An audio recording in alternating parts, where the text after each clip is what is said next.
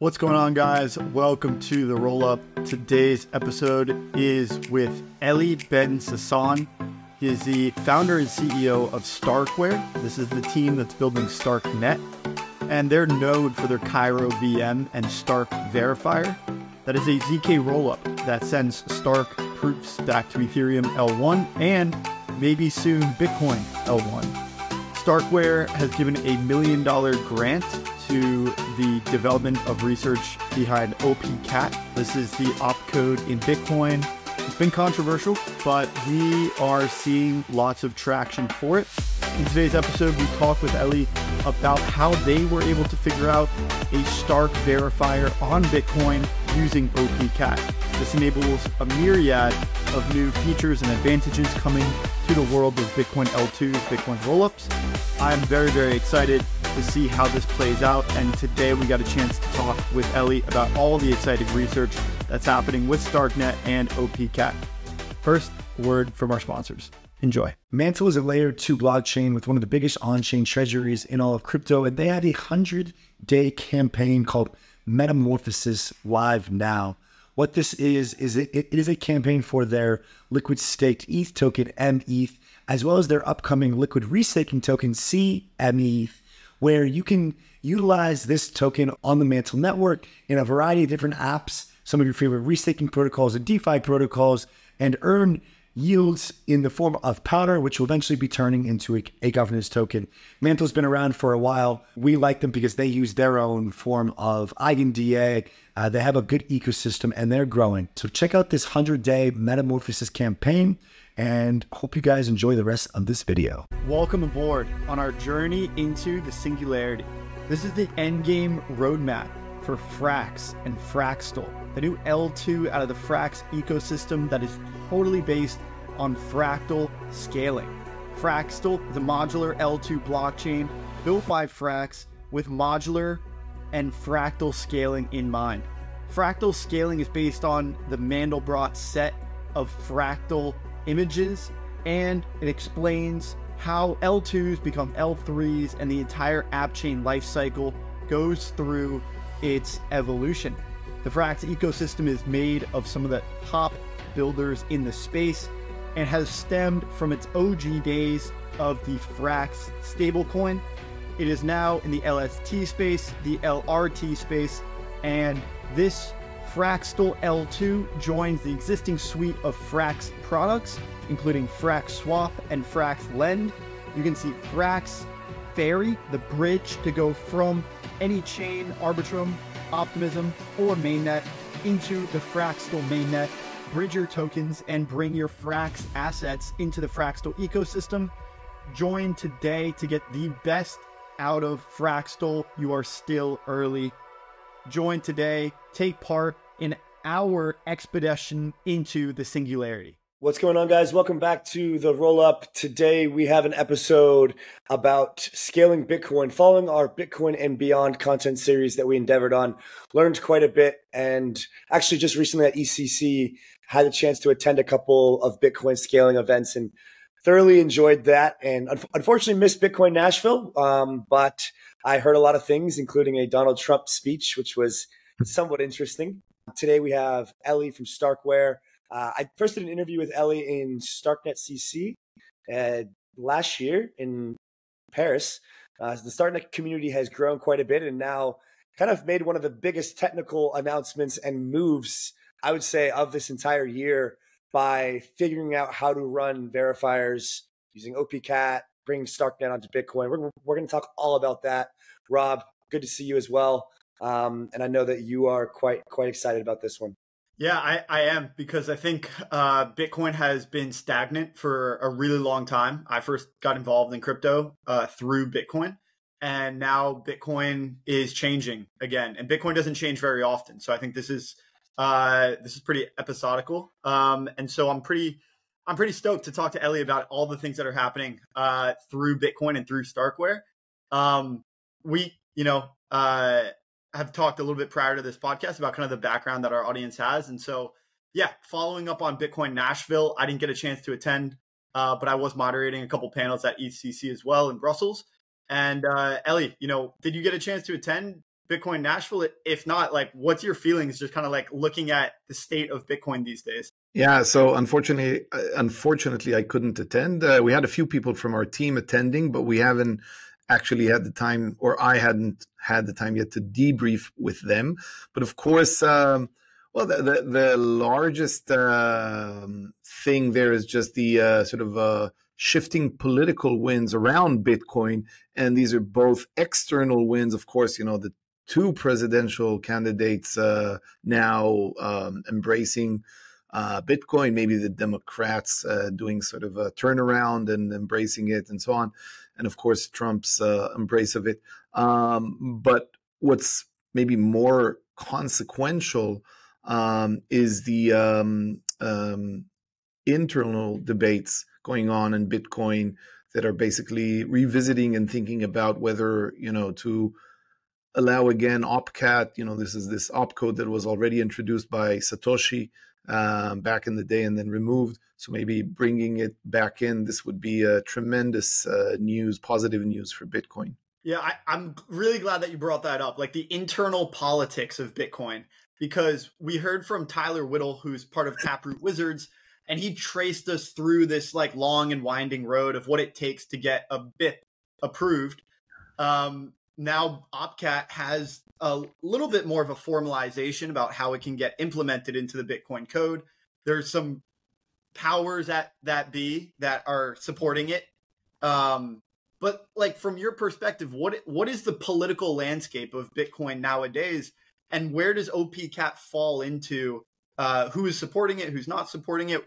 What is the path to mainnet essentially for opcat? I confess that's not my field of expertise, right? I mean, I don't know Bitcoin politics, and I'm not sure I know where opcat exactly lands and, what are the forces for or against it.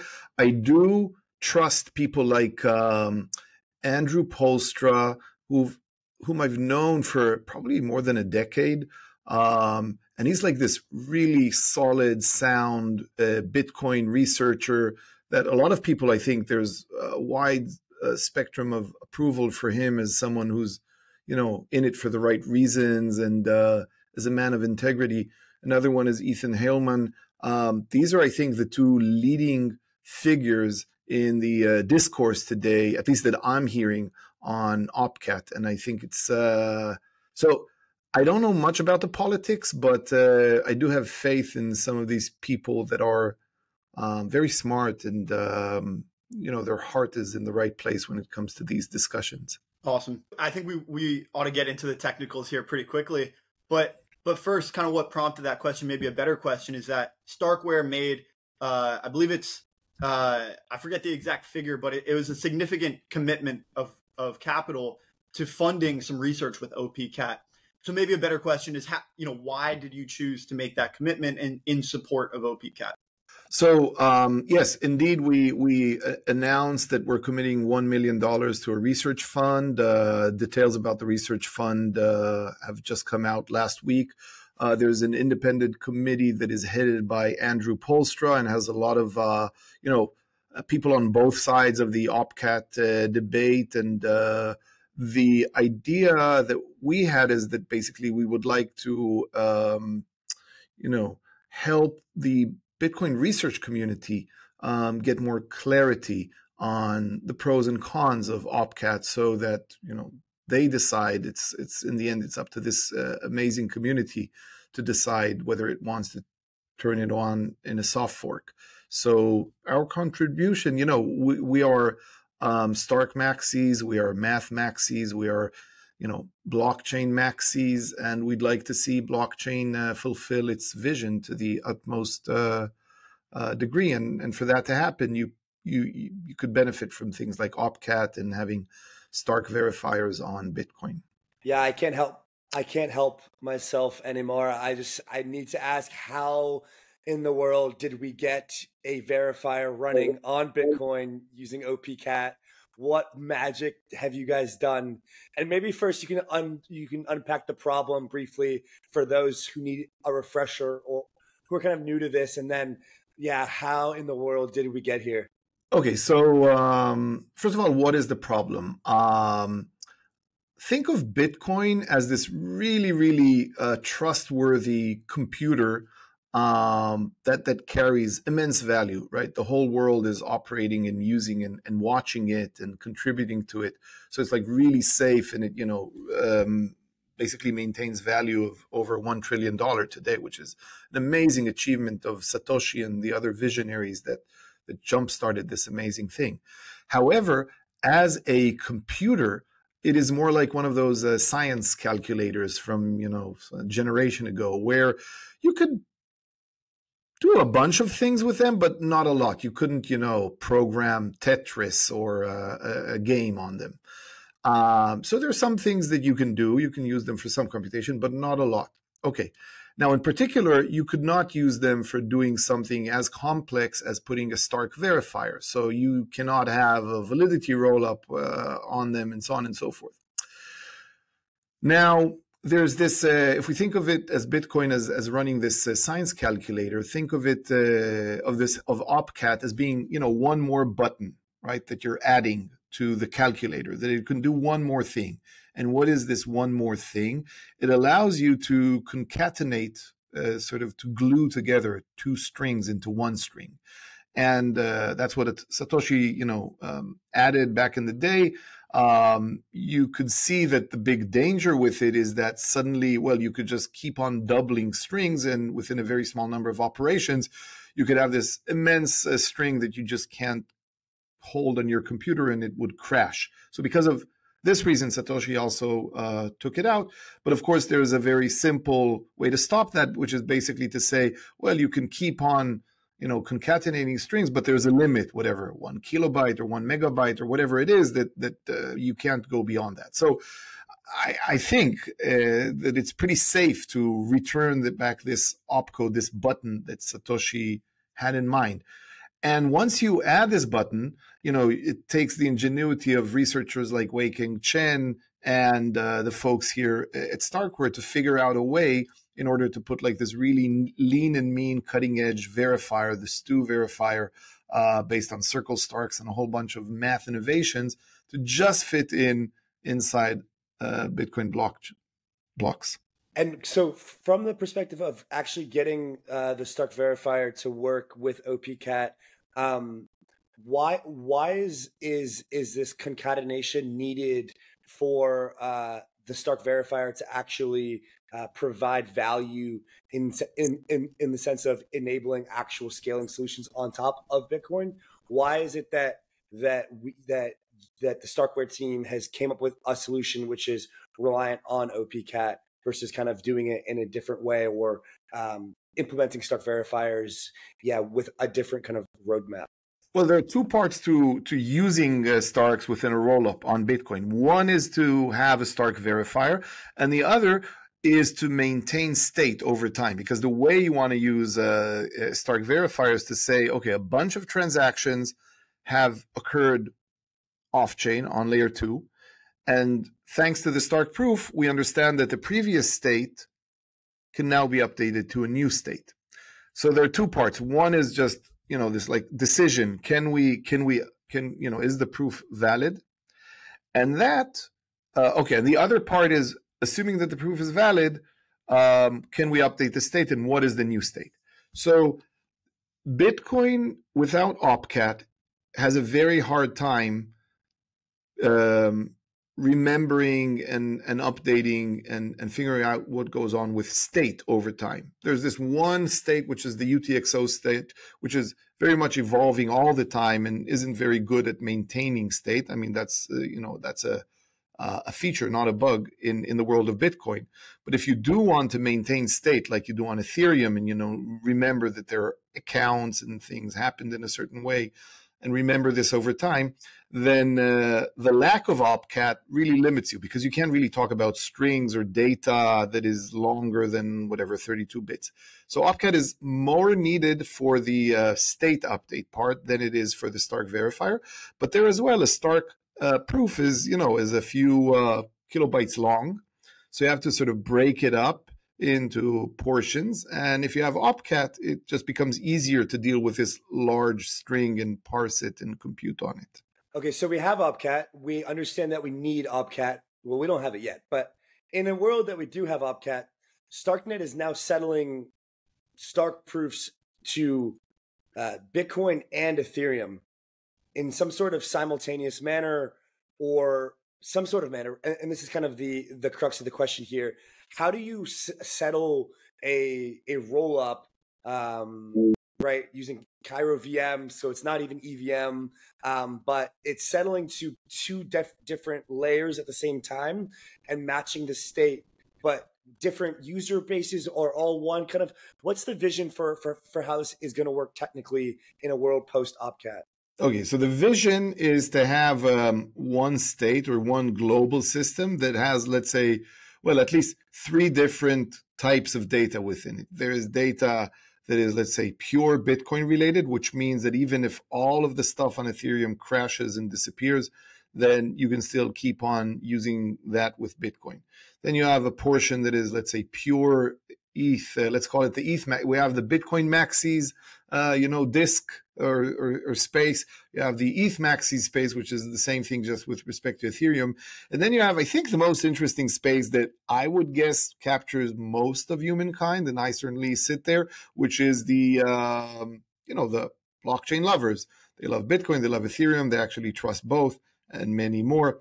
And I think a lot of the interesting things will be happening there. So now your question is, how do you get the safety, especially for the two maxi groups, right? So there are several options there, and there's research yet to be done. One solution is to basically say that you between mom and dad, you pick someone you love more, and basically it means you have some order precedence. You say, if there is a contention or something, the two chains are arguing about something, then we're always going to go with mom or with dad, your preference. And that's definitely a reasonable default. A second thing is that sort of, but there are suggestions. There's this very nice research by James Prestwich about rollout, and there are suggestions about how to do it without necessarily having a precedence order, and we're still looking into that, but I'm optimistic we'll figure out a way. Everclear is pioneering the clearing layer. The clearing layer can almost be thought of as splitwise when you go on a trip with friends, but for the blockchain. What I mean by that is when users are sending cross-chain messages, there's oftentimes fillers and solvers who have balances left on different chains that they need to rebalance and reset their positions. This is where Everclear comes in. Everclear is pioneering a collaborative approach to the chain abstraction future, and they are willing to work with interoperability partners, solvers, and other providers in the space to build a interoperable and chain abstraction future.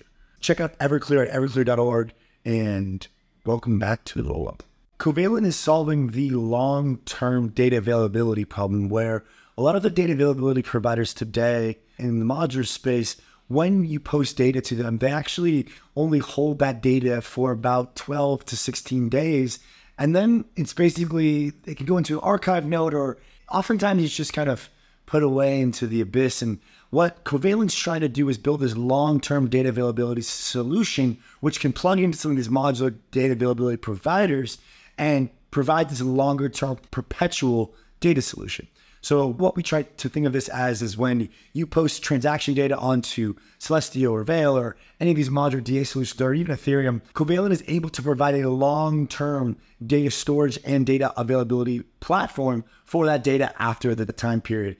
Blockchains are billboards, not databases, and we need these providers in the space to be able to kind of hold on to the long-term data that is provided from these providers and these blockchain state. This is where Covalent comes in.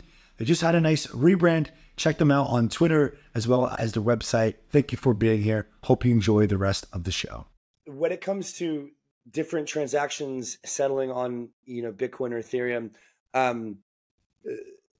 are these transactions on Starknet both going to use the native canonical data availability of Bitcoin and Ethereum respectively, or would there be a different data availability layer for Bitcoin, seeing as the performance is slightly less capable than Ethereum, or kind of how are you thinking about that? I think we're going to use volition, which is anyways, in design, and we're going to roll it out. Meaning, what is the concept behind volition? The safest data is the roll-up data that is actually maintained, the state maintained on the main chain. And now in this case, you will have like two main chains. So you pick your one, where you want your data. That's the safest, but it's also most expensive.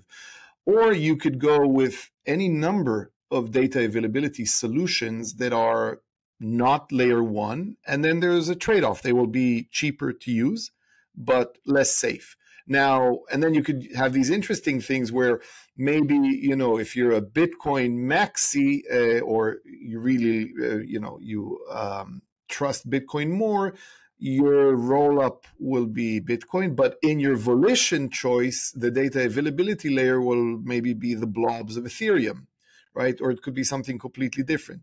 But basically, we want to give the users choice. They will pay differently for different data availability solutions. And so if users are choosing different security guarantees, the user on Starknet that chooses Bitcoin might have significantly higher gas fees, for example, than a user that chooses Ethereum as its priority. For sure. And so when we're thinking about like the ways that Starknet derives its security assurances, a lot of times like we think about like cost of corruption when we're thinking about, whether or not a chain is secure, if it can be 51% attacked. And so in a way, is Starknet inheriting both Ethereum and Bitcoin security guarantees such that a malicious actor would need 51% of Bitcoin and Ethereum combined? Or is it one or the other? Or is that question totally moot because Starknet is a cryptographic protocol that uses ZK proofs, and you would actually need to maliciously verify or generate a ZK proof incorrectly? Well, the question is not mute. It is just what the ZK proofs do is they limit its scope, meaning you can never put the system in a state that is false or that you don't know how to reach it. But what the ZK proofs don't prevent is the case of a double spend, right? Where let's say you have one asset, and on the Bitcoin side of things, you sent it to Alice, and on the Ethereum side of things, you sent it to Bob. Now, both are valid transactions in their own right, but together they don't. You need to know which way to go. It's a really good question. I would like to say that you get the best of both worlds, but I'm actually not sure that it's going to be this way. Then it depends. I talked about three different modalities of it. And maybe for the middle ground, those that like both Ethereum and Bitcoin, you can be as safe as the strongest of the two chains. But probably for the Bitcoin maxis, they want to be as, they don't trust Ethereum, so they'll be as safe as Bitcoin, and you want to have it also the other way on the Ethereum side.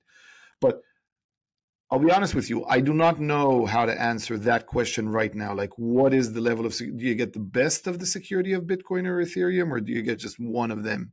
And for which parts of the universe that we're creating? Yeah. I mean, I don't know how to answer it either. So I realize that it's still early research. And so I'm curious, just kind of zooming out, you guys have made strides and commitments to this research. What is sort of the roadmap that you see for Starknet and OPCat, as far as kind of forecasting this out for the vision of settling to both Bitcoin and Ethereum? Is this like a month's thing? Is it a year's thing? Like, I don't want to put you in a place where you're projecting or predicting, but what are some of the domino effects that have to happen in order for Starknet to achieve its ultimate goals? So for Starknet to achieve its ultimate goals, we're definitely talking about years, if not decades, and we're certainly planning to be around for decades. Who knows, maybe for centuries. I won't be around for centuries, but I hope Starknet does remain. Because what is Starknet about, and what are blockchains about? In the end, first of all, let's recognize that whatever blockchains are today is not their goal and mission, right? Today, a very small fraction of humanity uses them, and they use them for things that my dad is not going to use them for, right? So if we all on this call, right, and many of our listeners probably believe that there's much more to blockchains than we see today. And what is this much more? So this has to go with like, what is the vision of blockchains? And it's also my vision and Starknet's vision, which is that, today when we interact in the digital world, almost all of our actions and all of our assets are basically custodied with others, and we ask others to act on our behalf. And these others are nation states and big tech companies. And these big entities can confiscate our assets, they can block us, censor us, they can mislead us, and we have no recourse to that at all. And what is Starknet's vision? Starknet's vision is that we want to move to a world where integrity is never assumed, but rather upheld by all and is publicly verified, which means that basically when you're doing financial interactions, when you're interacting with your bank or with your state, it's not that they make promises and you're supposed to trust them. The promises they make are baked into smart contracts or into protocols, and those protocols are actually run by others, and they don't have a say on, barring or censoring you or blocking you. That's where we're heading, and we want to get there with all of our social and financial interactions. Now, this will take not months, it will take years, if not decades, but it will bring us to a place where you and I truly own our assets, our actions, and our life in the digital space. Now, where does Bitcoin fit in? Bitcoin is the most widely adopted and widely accepted blockchain infrastructure, and is the one that is the most decentralized, and it is the one that is the most aligned and the first to be aligned with these principles of, your keys, your ownership, trust. In math, we trust. We don't trust in these big institutions. So it must play a role. But the problem is that Bitcoin right now cannot service all the needs of the world that needs it. So that must change. And I'm optimistic. I believe it will change, and I hope it will change soon. And by allowing opcat and maybe down the line other more buttons to the Bitcoin machine, you'll be able to offer this service to my dad, to everyone. To present like a counter argument to that amazing vision, which that was inspiring. So thank you for that. I think I remember last year, I think in our conversation, you mentioned proof of integrity and proof of perhaps even altruism, I think. And so these kind of concepts that have fueled StarkWare have been really, really awesome to kind of watch play out. From the perspective of censorship resistance, which is kind of the underpinning of all of this being able to happen, right? Of these kind of core principles of crypto to exist, we have to build these systems such that nation states or any actors cannot kind of change the rules.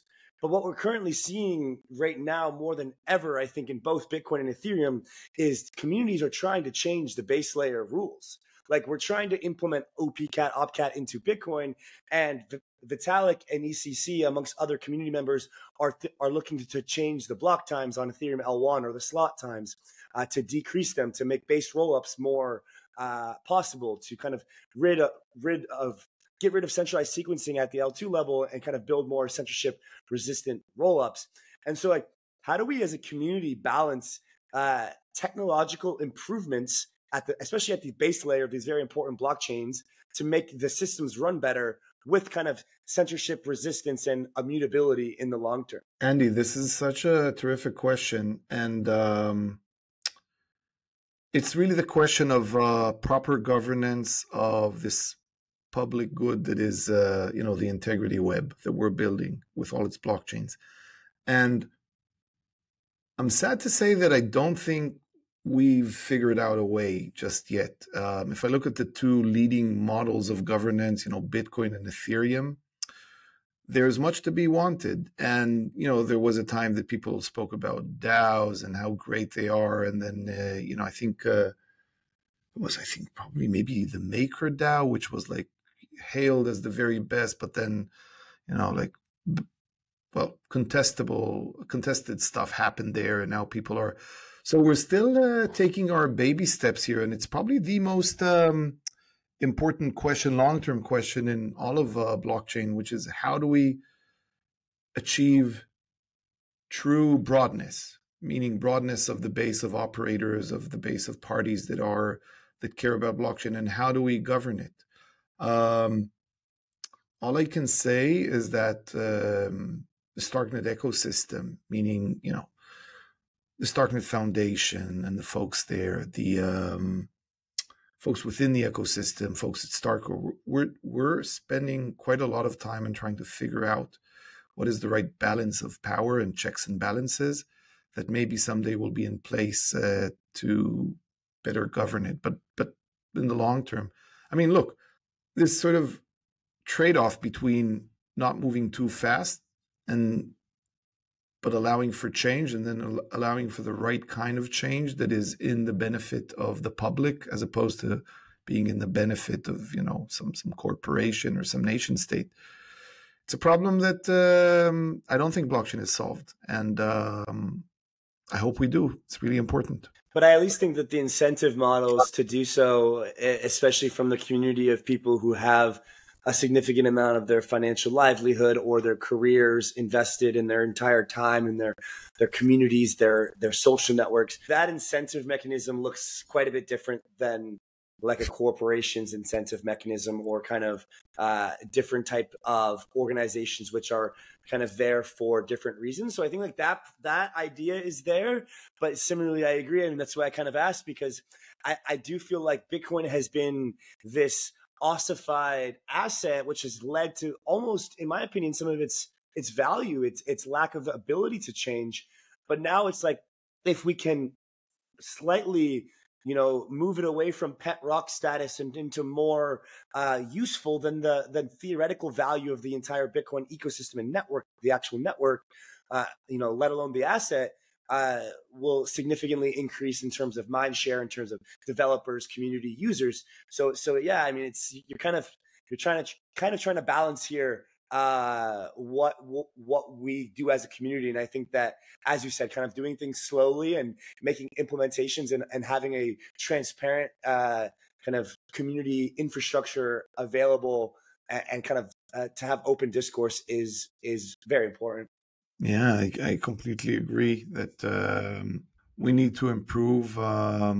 Right, you do have broadness of the base of operators and stakeholders within a lot of these blockchains, but the question is, there are questions of transparency, of efficiency, of reaching decisions, of direct governance as opposed to delegated governance, and the mechanisms and transparency around them. We are putting a lot of. I can mention there are like at least 3 separate voices that probably need to be heard in some fashion. One is the token holders. The other is the let's call it the builders.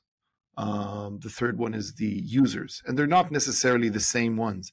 And then the fourth, most interesting but very hard to capture, is, let's call it the humanity at large. All those, for instance, who are currently not token holders, stakeholders, builders, or users. And giving each one of them the right voice via delegates and the right checks and balances, I think, is this like really big question of governance that we haven't figured out, but we are thinking about it.